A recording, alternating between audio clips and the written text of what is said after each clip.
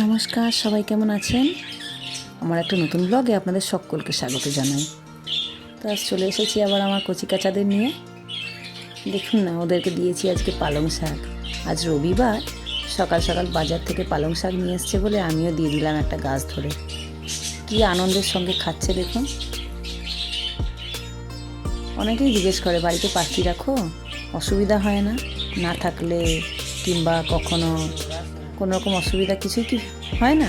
তো আমি একটাই কথা বলি, সব সুবিধা অসুবিধা নিমেষে ছু হয়ে যায় যখন ওদের আওয়াজটা শুনি। সারাক্ষণ এই ঘরের মধ্যে ওদের আওয়াজটা শুনে শুনে আমরা সকলেই অভ্যস্ত।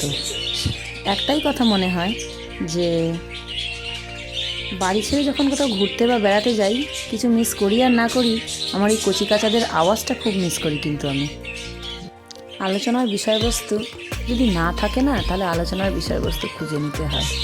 তো সেই রকমই একটা কথা মাথায় ঘুরছিল বেশ কিছুদিন ধরে, ভাবলাম সেটা নিয়ে একটু আপনাদের সঙ্গে আলোচনা করি। আর যার যা মত হবে সবাই কিন্তু আমায় কমেন্টে জানাবেন যে আমার সঙ্গে তাদের মিল কতটা। আচ্ছা বলুন তো, প্রেমিকা কিংবা সহধর্মিণী, এই দুটোর মধ্যে ফারাক ঠিক কতটা? আমার কাছে কিন্তু অনেকটাই। আপনি যখন প্রেমিকা কিংবা আপনি যখন প্রেমিক, সেই সময়টাতে আপনি হয়তো আপনার প্রিয় মানুষটির জন্য একটি লাল গোলাপ কিংবা খুব ভালো একটা সুগন্ধি কিংবা খুব ভালো নামি দামি কোনো ব্র্যান্ডের একটা হাতঘড়ি, জামা কাপড়, যা ইচ্ছা আপনি উপহার দিতে পারেন। আর দিতে পারলে নিজেকে বেশ ধন্য মনে করেন, তাই নয় কি? কিংবা খুব কম হলে নেহাতি তার জন্মদিনে এক বাটি পায়েস। কিন্তু বিপরীত দিকে যখন আপনি তার সহধর্মিণী, সেই জায়গায় দাঁড়িয়ে জীবনের প্রতিটা ওঠানামা, প্রতিটা ভালো মন্দ সময়কে সাক্ষী করে কিভাবে তার কাঁধে কাঁধ মিলিয়ে চলবেন, এইটা আপনাকে সব সময়ের জন্য তাড়িয়ে বেড়ায়। আপনাকে চিন্তা রাখতে হয় যে কি করলে পাশের মানুষটি ভালো থাকবে, পাশের মানুষটির খারাপ সময় কিভাবে আমি তার সঙ্গ দিতে পারি,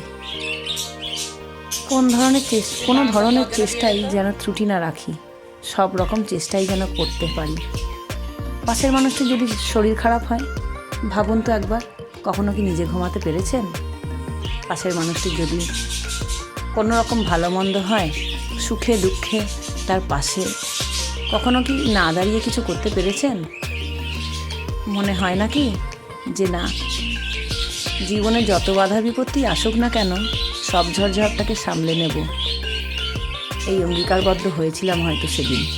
আর সেইটাকেই সম্মুখীন হতে গিয়ে আপনাকে অনেক ওঠাপড়ার মধ্যে দিয়ে যেতে হয়। তাই আমার কাছে প্রেমিকা যেমন একরাশ ভালোবাসা এবং কিছু পাওয়া না পাওয়ার মধ্যে আবদ্ধ, সহধর্মিণী কিন্তু সম্পূর্ণ বিপরীত দিকে চলে। এই দুটো মানুষের মাঝখানে সহস্র যোজন ফারাক রয়ে যায়, রয়ে গেছে, হয়তো ভবিষ্যতেও থাকবে। আপনাদের কি মত জানালে খুব ভালো লাগবে কমেন্টে। তো আজ এইখানেই শেষ করছি। ভিডিওটি কেমন লাগলো, এই দেখুন পরের দিন ওদেরকে ডিম খেতে দিয়েছিলাম গতকাল, সেটাও একটুখানি তুলে রেখেছি আপনাদেরকে শেয়ার করবো বলে। তো আজ এখানেই আসি। সব ভিডিওটি যদি ভালো লেগে থাকে একটা লাইক দিয়ে বন্ধু বান্ধবের সাথে পারলে শেয়ার করবেন। আজ তাহলে আসি, আবার দেখা।